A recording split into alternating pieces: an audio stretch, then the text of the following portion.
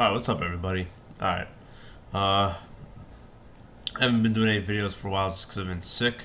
Also, I've been going to South Florida every weekend, which is my days off, just because my grandmother is on her last few days. So, yeah, my mom kind of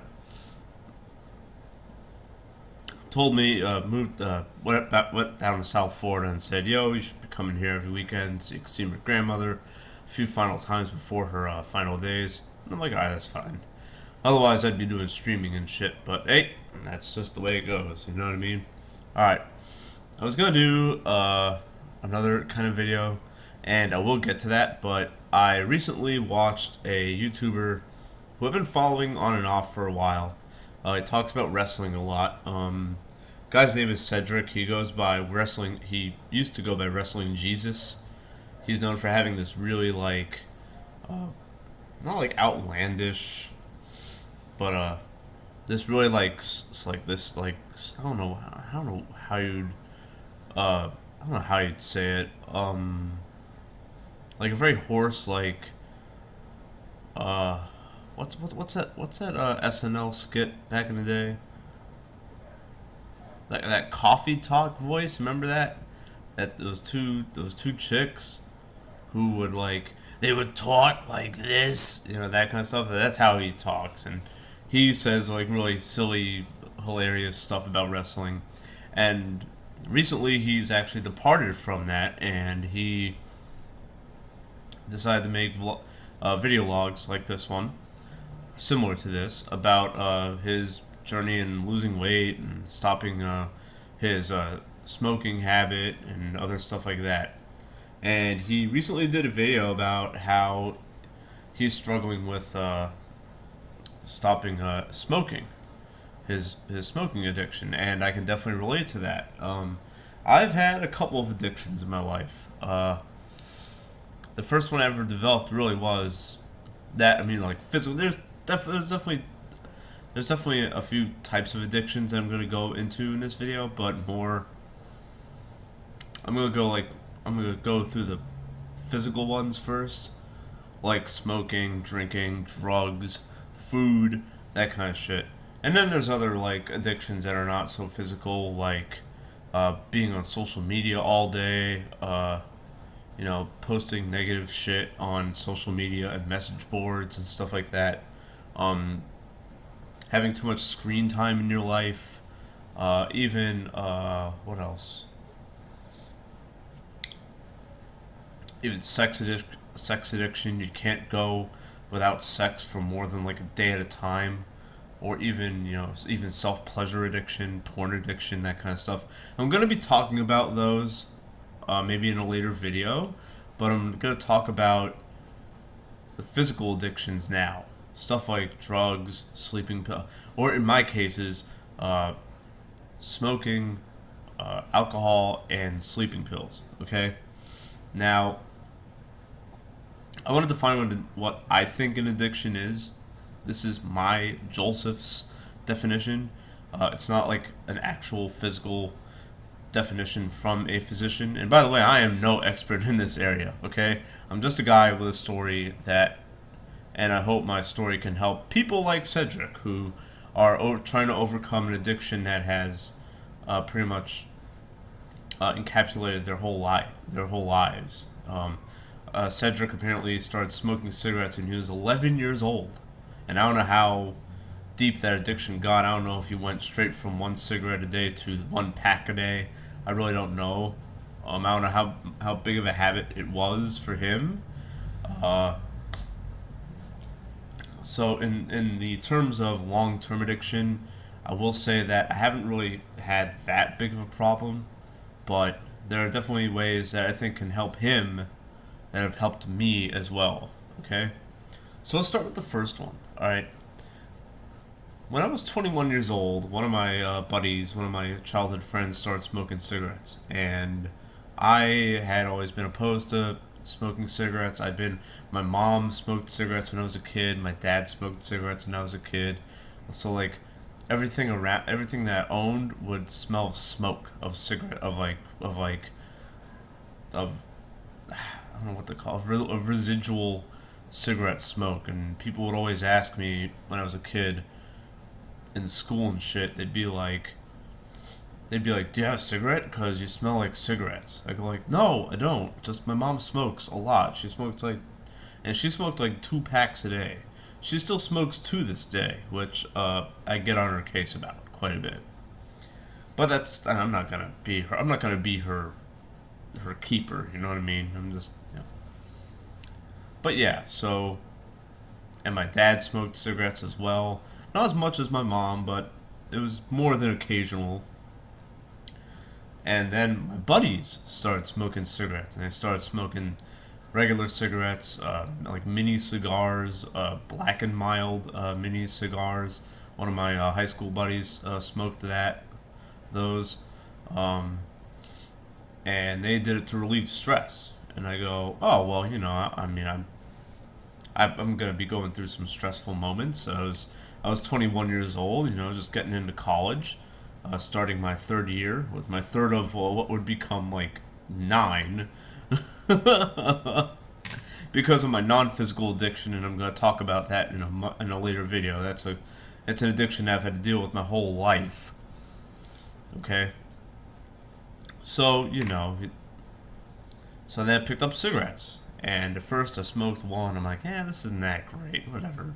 But then it did relieve stress. And then I started smoking like a couple cigarettes a day. And then I remember I went off to college, living without my parents in an on-campus apartment. And I would buy a pack like every week, and I would smoke a pack every week, and then it'd be 2 packs a week. And then I would smoke a cigarette before and after my classes. I'd smoke a cigarette before and after eating. And then I said to myself, I looked at the long-term, the secondary effects of this. That's a big thing if you are using something to relieve stress, any kind of substance, even food, even something that you think is, will give you, even something that isn't considered a bad drug. You know what I mean? Like, let's say you eat fast food more than you cook at home. Well, that's good. You're gonna gain a lot of weight doing that, typically. You know what I mean? So you need to look at the long-term effects. You gotta be like, what if I keep doing this for 5 years? What if I keep doing this for 10 years? What if I keep doing this for 15? Maybe I shouldn't do this. So I had that epiphany a few months in, but I couldn't stop smoking. Literally could not stop smoking. Like, I did not have control in going to the store and buying a pack of cigarettes. I tried. I remember I would rationalize into doing it. I'd be like, oh, well, the store's right next to my class. I'll go to the store anyways. It's on my bus route. Because I would take the bus to get around. I didn't have a car. Which was okay, it was walking, you know what I mean? But still, So I would rationalize myself into doing those things. They call it buying the lie. That's rationalizing, whatever. So I said to myself, okay, wait, well, I'll do that, but I'll also, and I did research on it. Being curious about stuff is something it's a good and a very bad addiction of mine too. It's a non-physical addiction. I'm going to be talking about that later. So I looked up all the addictions, like the stuff that happens when you smoke, and something it kept popping up that a thing called an oral fixation. Now, get the innuendo out of your head, okay? Get your mind out of your, get your head out of your ass. Get your mind out of the gutter. Ha ha! Oral fixation. Ha ha ha! It's true. When you get addicted to a drug that you take physically by mouth, you develop what's called an oral fixation. That means that something always has to be in your mouth. I know. See, I'm like giggling while saying it. It's awful. So I said to myself, wait a minute. What if I swap out cigarettes for something? And then I started seeing, because I used to work in a drugstore in a Walgreens, and I would see next to the cigarettes, behind the register, there'd be, nicotine gum. Remember that? The Nicorette and shit like that? And I always wondered why that was. So I didn't, and I said to myself, what if it's just like regular gum? Because I didn't have the budget. I was, in college. You don't have a budget when you're in college. So I said, let me just get regular gum. And so I did the following, okay? And this took 4 months, an entire semester of college. I would light up a cigarette. I would take a really giant drag. I would throw the cigarette away, and I'd get a piece of gum and chew it, like, furiously. And I would go through, like, several packs of gum. I would always have a pack of gum on me. Didn't matter what. After class, I would do the same thing. Light up a cigarette, take a big drag, put the cigarette away, chew a piece of gum, and I would chew gum like all day. All day I would just chew the fuck out of this gum, okay? Who knows how fucked up my teeth are because of this? I mean, they look okay, they feel okay, I don't get toothaches, so I think I'm good, but who knows? And I did that, and it didn't take a lot of willpower because I was still buying cigarettes. I was still lighting up cigarettes. I was still essentially smoking them because I would take a giant, really big drag, and then I would put it away. I'd put the cigarette out, and I'd get a piece of gum.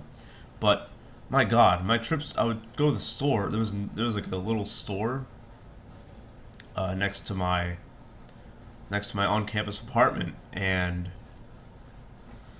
I would go there and I would farm gum there, and I got to know all the staff, and they would give me like, they wouldn't give me free gum, but they would be like, they would give me like discounts and shit. They would give me employee discounts. So that's how I stopped smoking, and within about a 3 to 4 month period, from January to April, I stopped smoking, like legitimately stopped. And I was 21, so there you go. Now, for someone like Cedric, who they've been smoking since 11 years old, would that really help someone like him? I don't know if that would help someone like him, but it's a strategy. If you don't have a strategy, you got nothing, right? So it's a strategy. Okay, now let's go on to my second addiction. Alcohol. Holy shit, did I love the bottle when my dad was dying. When my dad was dying, when he had cancer, holy shit, I didn't, okay, now this is where I don't think I was like an actual alcoholic where I needed to have a drink, but I definitely spent a lot more money than I wanted to on booze. I definitely drank more than I should have. I definitely went out and partied more than twice a week, which isn't really recommended at all. And every time I would go, I would have like 4, 5, 6 drinks, you know what I mean? And I gained a lot of weight from that. I gained more weight from booze than by anything else, okay? The weight I gained when I was drinking booze is weight that I'm still trying to lose to this fucking day. Okay, and this was 10 years ago. Alright. With cigarettes, yes, I gained a little bit weight because one, when the cigarette smoking reduced my lung capacity, so I couldn't work out as intensely as I used to, if I did at all, compared to now. I mean, I couldn't imagine doing the super squats now. I mean, that's the workout program I'm on now, where you do one set of 20 squats with your 12 rep max. I couldn't imagine doing that back in the day, just because I didn't know how to do a squat back in the day. Only thing I knew how to do was bench pressing, and I didn't even do that right. But back to my experience with alcohol. Yeah, like in my mid-20s, I drank like a motherfucker, and it sucked. I wouldn't like drink at my job or stuff like that. And what I would do is I would float in between jobs a lot, just because my folks were still supporting me. So I used that as an excuse to go out drinking like 2 or 3 times a week with my buddies. So, was it getting in the way of a really good lifestyle? Yeah. That's why I consider it an addiction, because it was getting in the way of a lifestyle, and my lifestyle was revolving around it. No, I wasn't like a serious alcoholic who needed to have a drink around, but I definitely wasn't. I definitely wasn't casually drinking. Okay. And what I did to get over that was just be more busy. I went back to school when I was 25 years old, and I didn't have time to. Well, actually, no. I didn't even. I don't really think I got over it. It's more like I replaced it, and I replaced it with sleeping pills. Easily one of the most easily one of the worst addictions I've ever developed, and boy did it fuck my life up. Okay. Why did I start getting on sleeping pills? Why do people take sleeping pills? They take them because they need rest, and they're either too stressed out to pass out, or they've had too much caffeine. Thankfully, I've never been one of these guys who always needs to get coffee, or always needs a soda, or drinks a Monster every day. Because if that were the case, then holy shit, that would have hurt me physically more than anything else. People do not know how bad caffeine is for you. Caffeine is definitely one of those things where it's like a frog, and you put it in a pot, and then you slowly turn up the heat. That's what caffeine is. Even if it doesn't have sugar added to it, caffeine will give you a heart attack, because it pumps so much blood into all the wrong parts of your body and then when you crash, you get into a thing where you're tired but you can't sleep, and then you take sleeping pills.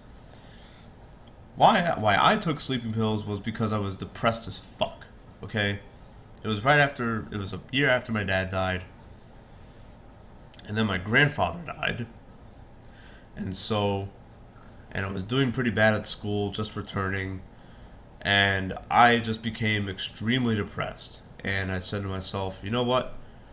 Fuck it. I'm gonna sleep for like 12 hours a day. There's no point in me even living. I was very borderline suicidal. And so and sleeping pills, I never knew that it had such an addictive personality, and I never knew that I developed such a high tolerance to sleeping pills, or pills in general, probably. Cigarettes and alcohol, relatively harmless compared to sleeping pills. Okay? At first I would take one, and it would not, and this was roughly a decade ago. This was when I was 25. So I got done drinking. Not really. I still went out and drank a little bit, but not as much as a couple years or a year before. But I would take one sleeping pill, and it would knock me out for like 12 hours. Great. Then a few months would go by. One sleeping pill would knock me out for 5 hours. That's not right. Let me take another. These are harmless. I would take 2 sleeping pills, it would knock me out for 10 hours. I didn't track this. This is just...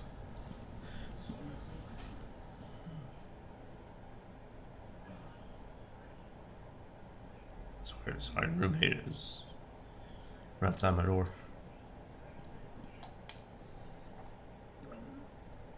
Oh, he's on the phone, never mind.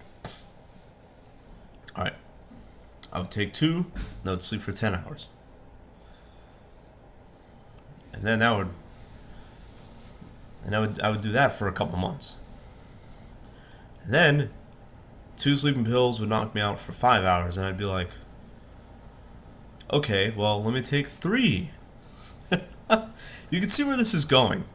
And in a year or in a year and a half or 2 years time, I went from taking one sleeping pill per day, by the way, to 4. Okay? And sleeping pills ruin everything. Okay? Like, these should be fucking banned. Because the mood swings that I got from the sleeping pills were horrifying. Okay? Imagine a chick on PMS who has PMS or whatever. I don't mean to be, if that's sexist, then I'm sorry. Imagine that type of personality, that type of those type of mood swings 24/7. That's what taking sleeping pills did to me. And they made me way more depressed. I took out student loans that I shouldn't have taken out. I should have just worked for it. I was doing horrifyingly bad in school. Like the worst I've ever performed in any kind of school environment across my entire life. Okay? And I almost ruined a friendship with my childhood friend who was living with me. I remember I would blame him for all kinds of shit. I told him that he killed my dad at one point, I think. Like, it was retarded. It was so stupid. God dumb. And yeah, like, and I had no idea how bad that would turn out in the long run. And I would hide them. I remember one day I guess they got thrown away because I was living with my childhood buddy and then another buddy who I met. And apparently one of them either threw the pills away or lost them, so I went and just bought new ones. I remember I would wake up and they were like right there. And whenever I needed to sleep, I would just take one. Not good. So, yeah. So, and how I ended that addiction was my childhood buddy had moved out. He said, I don't want any part of this. I'm sick of your mood swings. He didn't directly say that to me. He just kind of did it. Which, good for him, you know what I mean? Like, me and him talk about it a lot now. Whenever we hang out in South Florida, we talk about it, you know what I mean? Just because I feel like I've disappointed a lot of individuals, including myself, definitely, when I was on sleeping pills. You know. So, after he left, I went to my other buddy who I was living with, and I gave him the bottle of pills. I said, don't let me see these ever again. If you see me bring these in, then throw them away. Just throw them away. I might get mad, whatever, but don't worry about it. Because I need to stop this cold. And by God, I did. I was still depressed, so it didn't help my depression, but I definitely stopped taking sleeping pills after that. So, yeah, that's my story about addiction and stuff like that. Just by watching Cedric's video, I said, I need to make this kind of video because it's important. Yeah, so I hope that helped anybody who's dealing with it. I mean, first and foremost, if you have an addiction, you should definitely see a professional, especially if it's something that has gotten so out of hand that you can't control it anymore. A lot of people say that addiction is a choice, not a mental condition. I'd like to say it's actually both. It's a choice that becomes a mental condition. It's something that, you know, I mean, cigarettes and alcohol, you know, that was kind of harmless in the long run. All things considered, it was like, you know, oh, well, I spent, a couple hundred on cigarettes and a couple thousand on booze. Yeah, with sleeping pills, I spent tens of thousands. Not on the pills themselves, but on the student loan money that I was, like, just bleeding out because of my depression associated with it. You know what I mean? So, if you feel like you've if someone like tells you that you're doing too much of something, or that they feel like you're out of control, um, the first thing you should do is just seek help. Ask them for support. Uh, don't just let it. Don't just let it stay where it's at. Definitely address it, because if you don't address it, it's pretty certain that bad things are gonna happen. And I think that's what happened with Cedric. I think that's exactly what happened with Cedric. Is that he started smoking cigarettes when he was an impressionable adolescent, hanging out with what he said. He said he was hanging out with like troublemaking kids, whatever. So he was just trying to fit in and be cool. You know what I mean? Very fortunate for me, I was not that type growing up. I just wanted to be as lame as I possibly could be, because I thought I was making a statement doing that. You know what I mean? But whatever. I'm rambling now. I need to stop. Alright. So, that's my experience with addictions. I hope you all found this video informative, and hope you all enjoyed it. And I will catch you all later. Peace.